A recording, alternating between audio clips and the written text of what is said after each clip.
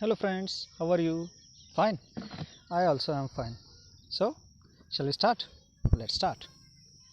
In the earlier videos, we have seen functions of to be and to have as helping verbs. Among them, we have am, is, are, was, were, shall, will, and then have, has, had, and shall have, will have. So, we are going to discuss to do as helping verb. Here we have to pay attention that these helping verbs are used as main verbs as well as helping verbs. They can be used as main verb as well as helping verb. Okay, so we are going to discuss here forms of to do as helping verb, and our focus will not be to do as main verb. Okay, but meanwhile we will mention how to use main verb, how to use to do as main verb, and we will go ahead. मित्रांनो, आज जरा जास्तच म्हणजे सुरुवात मी इंग्लिशमध्ये करतो मुद्दाम, जेणेकरून इंग्लिश थोडासा आपल्याला कळतं की अरे असं बोलायचं असतं, फ्लुएन्सी अशी असू शकते वगैरे वगैरे. आज जरा मी लांबलो, ते इंग्लिशमध्ये बोलून लांबवलं, असू द्या, काय हरकत नाही. आपण काय एवढे अडाणी आहोत का? नाही. Are we illiterate? No, we are not illiterate. Okay, so we can understand English because we are studying English grammar. Okay, at the same time, means while paying attention to rules of grammar, we are paying attention to naturality. Okay, आपण naturality, नैसर्गिकता याकडे सुद्धा लक्ष देत आहोत. चला, मी ह्या गोष्टींवर जास्त न बोलता आता टू डू हा जो हेल्पिंग वर्ब आहे, जो मागच्या व्हिडिओमध्ये आपण डिस्कस केला नाही, कारण मागचा व्हिडिओ जरा जास्तच लांबत होता, म्हणून मी त्यामध्ये टू डूचं डिस्कशन घेतलं नाही. आता आपण to do as helping verb कसं वापरलं जातं वगैरे वगैरे, त्याचा उपयोग काय म्हणून केला जातो हे बघूया, आणि आजच्या व्हिडिओमध्ये यावेळी आपण थांबूया. ठीक आहे, बघा टू डू. ओके, याचा मेन वर्ब म्हणून काय अर्थ होतो? करणे. टू डू म्हणजे करणे. I am doing well. What are you doing? तू काय करत आहेस? नथिंग, मी काही करत नाही आहे. What do you do? कसा आहेस?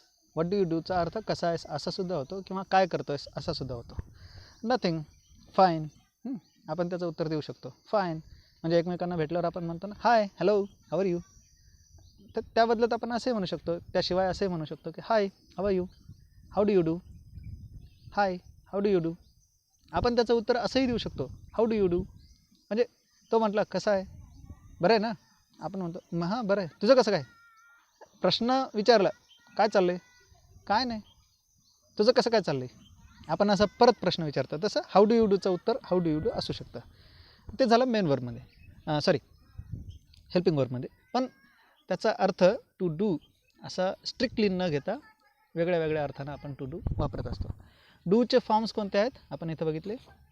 डू, डज, डीड, आणि शॅल डू, विल डू. हे बघा, याला तुर्तास आपण काय करूया, हे आपण असं तोडून ठेवलेलं आहे, म्हणून याला थोडं बाजूला ठेवूया. बाजूला म्हणजे असं, ठीक आहे. कारण आपण शॅल डू, विल डू हे बघणार नाही आहोत. डू, डज, डीड हेच बघणार आहोत. यांचे उपयोग काय? आता मेन वर्ब म्हणून टू डूचा अर्थ काय? करणे. पण आपल्याला मेन वर्ब म्हणून आपल्याला त्याचा वापर करायचा नाही आहे. मग काय करायचं? डू आणि डजचा हेल्पिंग वर्ब म्हणून काय उपयोग होतो, त्याचा वापर कसा होतो हे बघायचं आहे. पहिला उपयोग बघूया, निगेशन तयार करण्यासाठी होतो. निगेशन.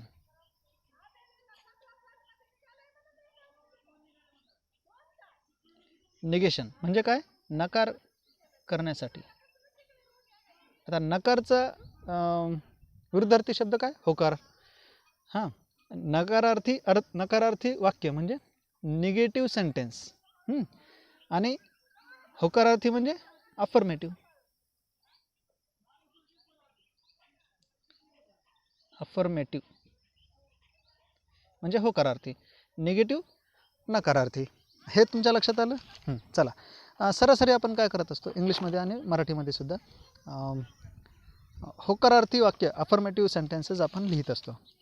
तर त्याला निगेटिव्ह जर करायचे तर आपण काय डूचा वापर करू शकतो. म्हणजे बघा उदाहरणार्थ मला आज कॉलेजला जायची किंवा शाळेत, आता तुम्ही शाळेचे विद्यार्थी आहात म्हणून मी सांगतो, मला शाळेत जायची इच्छा नाही आहे, तर मग मी काय करेल, पहिलं काय आय गो टू स्कूल. बघा आय गो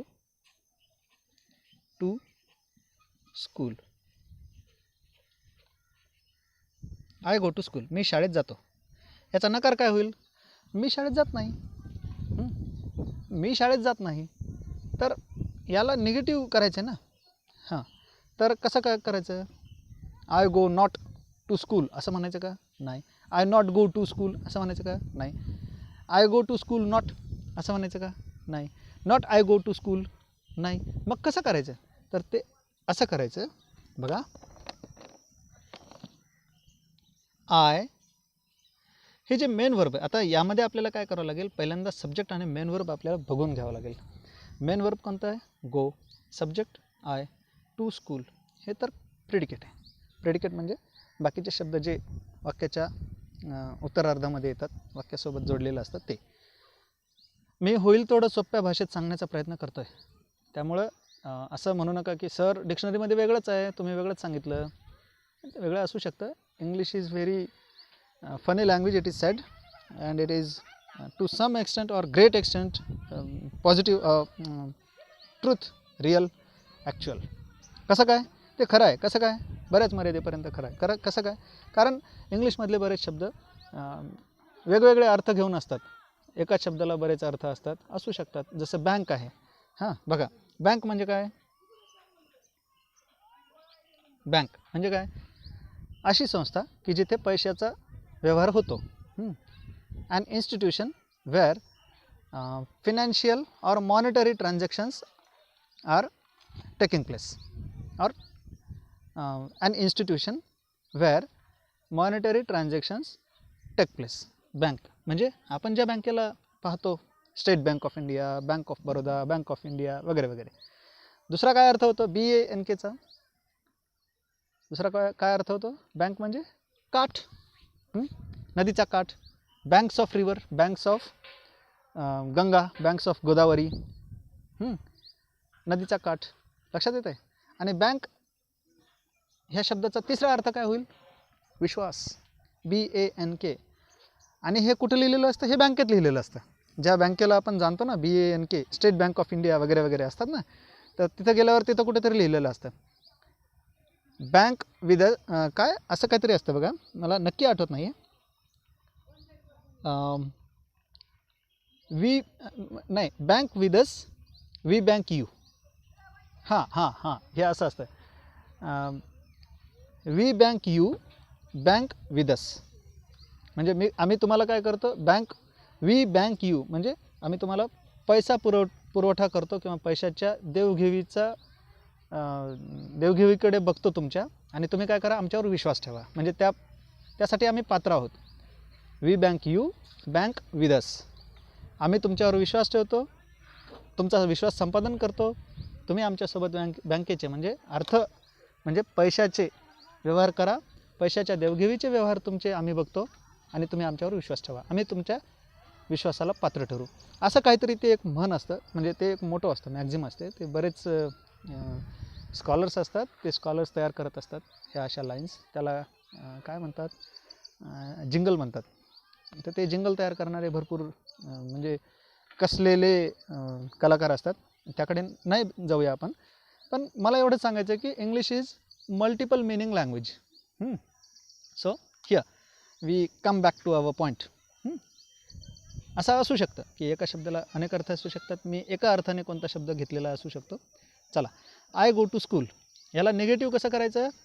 आय हा सब्जेक्टच्या ठिकाणी आला, पण मेन वर्बच्या आधी आपण काय करावं लागेल, डू नॉट असं करावं लागेल, आणि नंतर मेन वर्ब, आणि नंतर बाकीचे शब्द.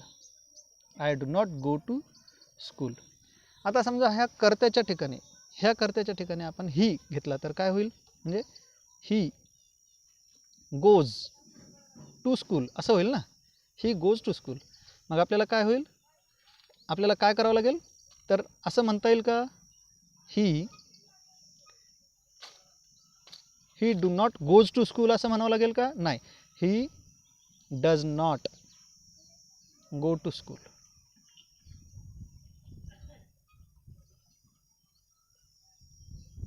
आणि समजा इथं करता आपण हा ही नसून आपण दे घेतला तर मग इथल्या मेन वर्बमध्ये काय फरक पडेल, दे गो टू स्कूल, काय फरक नाही पडणार. त्यामुळं they do not go to school. आलं लक्षात.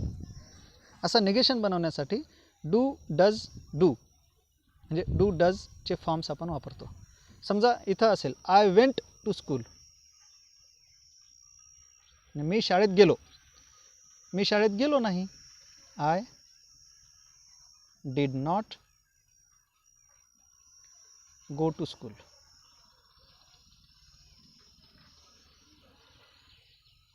I did not go to school. मी शाळेत गेलो नाही, डिड म्हणजे डू डज डिड हे कुठं वापरलं आहे, नॉट घेऊन वापरले. हे बघा, म्हणजे आपण काय केलं, निगेशन तयार करण्यासाठी डू डज डीडचा वापर केलेला आहे. लक्षात आलं. एक वापर डूचा काय म्हणून होतो, निगेशन.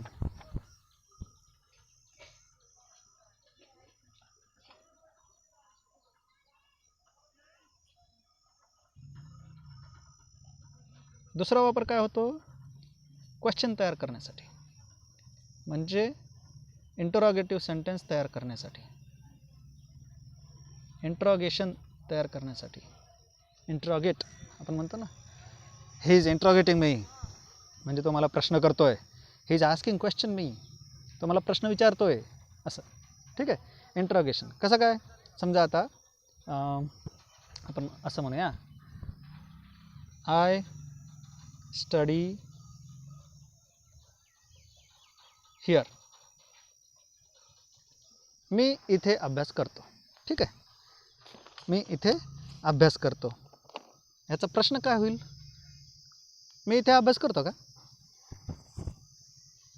मी अभ्यास करतो का इथे, इथे अभ्यास करतो का मी. टोनिंगनुसार प्रश्न बदलेल, पण लिहायचं कसं, मी इथे अभ्यास करतो का. तर याचा प्रश्न कसा तयार करता येईल बघा. प्रश्न कशाने विचारतात, प्रश्न एकतर WH वर्डने किंवा हेल्पिंग व्हर्बने प्रश्न विचारतात. म्हणजे त्या वाक्याच्या सुरुवातीला एकतर WH वर्ड असतो किंवा हेल्पिंग व्हर्ब असतो. ते आपण प्रश्न तयार करतात कसे ह्या व्हिडिओमध्ये बघूया. तर या आत्ता सध्याच्या व्हिडिओमध्ये आपण बघूया की प्रश्न तयार करताना डूचा वापर, डू डज डीडचा वापर करतात, तो कसा करतात. आणि प्रश्न तयार कसा करतात याचं डिटेल डिस्कशन आपण दुसऱ्या व्हिडिओमध्ये बघू. सध्या मी तुम्हाला एवढंच सांगेन की प्रश्नाची सुरुवात WH वर्डने होते किंवा हेल्पिंग व्हर्बने होते.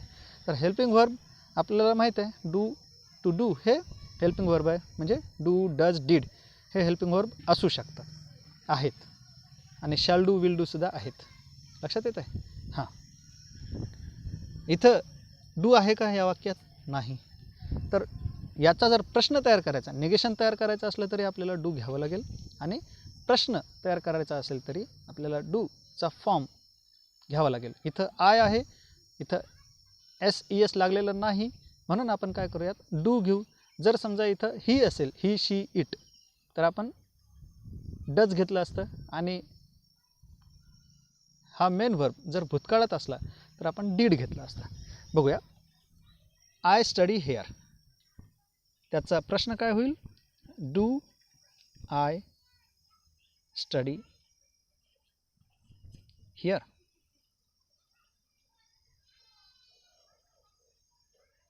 Do I study here, yes और नो, काहीही असू शकतं, हो किंवा नाही. आता समजा आपण करता हा ही घेतला तर काय होईल, he studies here, STUDIES. Does he study here आणि क्वेश्चन मार्क. आता बघा, ही स्टडीज हिअर जरी स्टडीचं स्टडीज झालं आहे तरी डज घेतल्यामुळं आपण काय केलं, स्टडी मेन वर्ब हे रूट फॉर्ममध्ये घेतलं आहे. आणि बघा हे जर समजा आय स्टडीड हिअर असेल, आय स्टडीड हिअर भूतकाळ असेल तर आपण काय म्हणूया, डिड आय स्टडी हिअर आणि क्वेश्चन मार्क. हा क्वेश्चन मार्क आहे बरं, लक्षात असू द्या. मी मुद्दाम हे असे कार्ड्स वापरतो आहे कारण जर मी पेननं लिहिलं पानावर एखाद्या व्यवस्थित मी लिहू शकेल पण तुम्हाला दिसणार नाही, म्हणून स्केच पेन वापरावी लागणार आहे. आणि पान वापरलं तर ते खूप कॅमेरा असा उंच ठेवावा लागणार आहे, उंच किंवा असा दूर ठेवावा लागेल, कुठंतरी सेट करावं लागेल आणि ते दिसणार नाही. मग मला लिहायला अडचण येईल, तुम्हाला बघायला अडचण येईल. त्यामुळे मी छोटे कार्ड घेऊन त्यावर लिहितो जेणेकरून कॅमेरा जवळ धरून मी कितीही छोट्या अक्षरात लिहिलं तरी ते तुम्हाला मोठ्या अक्षरात दिसेल आणि स्क्रीनवर फुल चांगलं दिसेल. त्यामुळे मी कार्ड्स वापरतो आहे, हे लक्षात घ्या. डिड आय स्टडी हिअर म्हणजे मी इथे अभ्यास केला का, हे आहे. ठीक आहे, प्रश्न कळला. म्हणजे पहिला उपयोग कशाचा, टू डूच्या फॉर्मचा हेल्पिंग वर्ब म्हणून. पहिला उपयोग काय, निगेशन तयार करणे. दुसरा उपयोग इंट्रॉगेशन तयार करणे. तिसरा उपयोग आहे, बरेच जण सांगत नाहीत, बऱ्याच जणांना माहितीही नसतं, ते सांगत नाहीत. काय असतो तर तो स्ट्रेस देण्यासाठी असतो. स्ट्रेस कसा देतात बघा, मी सांगतो.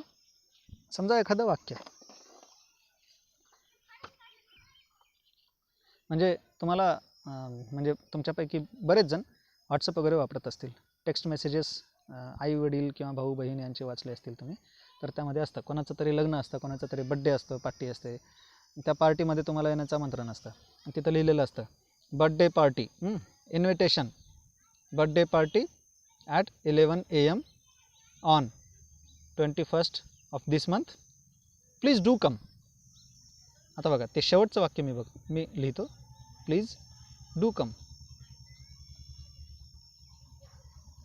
Do come, please come. वाक्य पूर्ण झालं की नाही, प्लीज कम, कृपा करून या. पण हे डू घ्यायचं काय गरज आहे, इथं मेन वर्ब आहे ना, मेन वर्ब असताना डू घ्यायची काय गरज आहे, आणि तेही अफर्मेटिव्ह सेंटेन्समध्ये. पण इथं घेतलं आहे कशासाठी, स्ट्रेस देण्यासाठी. प्लीज डू कम म्हणजे मी आग्रहानं सांगतो आहे, प्लीज लिहिलेलं आहे पण तरी आग्रह आहे माझा, असं लक्षात येत आहे. स्ट्रेस देण्यासाठी डू आपण वापरत असतो अफर्मेटिव्ह सेंटेन्समध्ये, अदरवाईज त्याची काही गरज नसते. म्हणजे हे 3 उपयोग आहेत डू डज डीडचे. कोणते, निगेशन, इंट्रॉगेशन आणि स्ट्रेस. हे बघा, निगेशन, इंट्रॉगेशन आणि स्ट्रेस. आलं लक्षात. आता एक महत्त्वाची गोष्ट, म्हणजे महत्त्वाच्या गोष्टी मी नेहमी सांगतो पण त्यापैकीच एक, कोणती, कोणताही हेल्पिंग व्हर्ब आपण जर वापरला किंवा मॉडल ऑक्झिलरी वापरला, टू बी किंवा टू हॅव च्या व्यतिरिक्त कोणताही हेल्पिंग वर्ब वापरला किंवा मॉडल ऑक्झिलरी काय असतं आपण ते नंतर बघूया. ऑक्झिलरी म्हणजे हेल्पिंग वर्ब. तर त्यावेळी आपण काय करूयात, म्हणजे करायचं असतं तर V1 वापरायचं असतं, लक्षात घ्या. शॅल विल सोबत आपण काय वापरतो, V1 वापरतो की नाही. शॅल बी असेल तर V4. इथे बघा, do does did, do does did च्यावेळी काय केलं आहे, डू इथं वापरलं आहे V1. डीड जरी वापरलं आहे भूतकाळी तरी V1, वर्तमानकाळी रूप वापरलं आहे मेन वर्बचं. जर सहाय्यकारी क्रियापद वापरलं की V1 वापरायचं. फक्त am, is, are, was, were सोबत V4, हॅव, हॅज, हॅड सोबत V3. आणि बाकी कोणताही मॉडल ऑक्झिलरी असो, म्हणजे डू असो, can, come, could, would, should किंवा has to, may, might, must यांच्यासोबत V1च वापरायचं असतं. ठीक आहे, हे लक्षात ठेवा. हे कायम लक्षात ठेवा. कोणतं तर कोणत्याही हेल्पिंग वर्बसोबत, कोणत्याही मॉडल ऑक्झिलरीसोबत V1 वापरतात. एक्सेप्शन काय आहे, टू बी, टू हॅव. ठीक आहे, टू बी कधी वापरतात, कंटिन्युअस टेन्समध्ये. टू हॅव कधी वापरतात, परफेक्ट टेन्समध्ये. मला वाटतं आपण इथं थांबायला हवं. पुन्हा भेटूया नेक्स्ट व्हिडिओमध्ये अजून एक महत्त्वाचा टॉपिक घेऊन. तोपर्यंत बाय. पुन्हा सांगतो आहे, व्हिडिओला लाईक करायला विसरू नका, शेअर करायला विसरू नका. तुमच्या काही कॉमेंट्स असतील त्याही कॉमेंट्स तुम्ही खाली कॉमेंट सेक्शनमध्ये द्या. आणि चॅनलला सबस्क्राईब केलं नसेल तर चॅनलला सबस्क्राईब करा. थँक्यू.